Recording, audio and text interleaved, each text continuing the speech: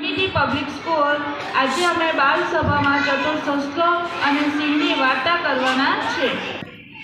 જંગલ હતું। જંગલમાં ઘણા બધા પ્રાણીઓ રહેતા હતા। એમાં એક સિંહ પણ રહેતો હતો। એક જીરાફનો વારો આવ્યો। જીરાફને પણ સિંહ ખાઈ ગયો।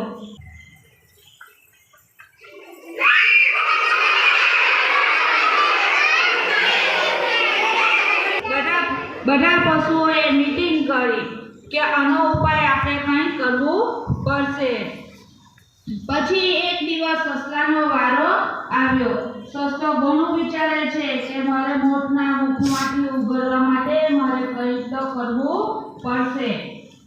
સસલો ધીરે ધીરે સિંહ પાસે જાય છે। સિંહ બોલે છે,